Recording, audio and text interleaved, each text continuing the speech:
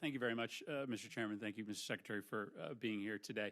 I want to thank the Chairman and the Ranking Member for acknowledging at the outset what is the reality here. This budget is not going to be reflected in the one that Congress ultimately passes. We would never support the kind of draconian cuts that are in it to people in need, to very sick people, to very vulnerable populations. And so I understand that we are going to work together, Republicans and Democrats, to make sure that this budget never, ever sees the light of day. But I think for the good of the order, it makes sense to repeat why this budget is so offensive to many of us. It's not just the cuts, it's that they stand in contrast to a giant gift wrap present that this Congress gave to the very, very wealthy in this country about a year ago, a $2 trillion unpaid for tax cut that was promised to increase wages by $4,000 per person. That simply has not done that. It, when fully implemented, will deliver 80% of the benefits to the top 1% of income earners, and now we are seeing who's being asked to pay for it. Frail seniors in Connecticut who are going to have their heating shut off in the winter because the Trump budget doesn't fund the low-income heating assistance program. So I think that's at the heart of our frustration. It's not just that this budget doesn't reflect our values, is that it stands in contrast with a tax cut that just is not going to deliver results for the majority of Americans. Mr. Secretary, I wanted to talk to you about the effect of this budget on the opioid epidemic. In your testimony, you point to about $5 billion in funding that is directly dedicated to the opioid epidemic. That is largely money that was already in the budget. But it stands in contrast to $1.5 trillion in Medicaid cuts in this budget, including the wholesale elimination of the Medicaid expansion. 4 out of 10 non-elderly adults that are dealing with opioid addiction today are on Medicaid. And so when you put $5 billion in essentially flat funding for specific opioid treatment next to $1.5 trillion in cuts to the insurance program that actually allows states to pay for treatment, the result is a devastating net negative, a dramatic contraction of federal dollars out of the opioid treatment system.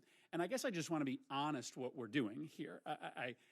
I know you may say, well, we're still going to spend more money in real dollars, but this is a $1.5 trillion cut compared to what we expected states to spend. And I feel like we should just be honest that what this budget asks is for states to pick up a much bigger share of the burden for caring for people with addiction.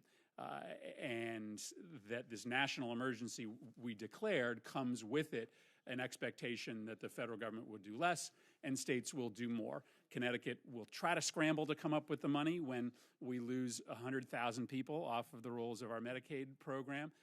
Other states may not be able to come up with those dollars. So I just want to ask you that. Isn't this what we're doing? Aren't we just asking states to essentially pick up the burden of the opioid epidemic, given the comparison of the Medicaid cuts in this bill to the $5 billion in specific opioid funding?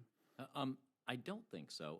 Well, you're right. We have a $1.5 trillion reduction that's in the budget for the Medicaid expansion and the Affordable Care Act exchange subsidies. We add back a $1.2 trillion program that would be state-based flexibility. My hope is that it would actually correct. One of the things I worry about with the opioid crisis and many other public health issues we deal with is that the Medicaid expansion, with its focus on able-bodied adults, has taken us away from it's actually incentivized coverage there away from the aged, disabled children, pregnant mothers, those, for instance, opioid addicted, that are part of the core Medicaid.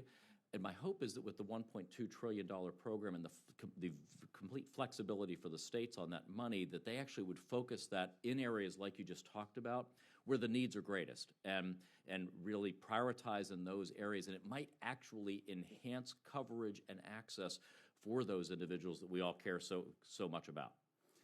Yeah, we've heard this for a long time, that flexibility will allow states to enhance and greater focus their coverage, but in the end, it's a whole lot less money than they were getting today, and states are begging for additional dollars to care for people with opioid epidemic, asking them to just focus better with less money.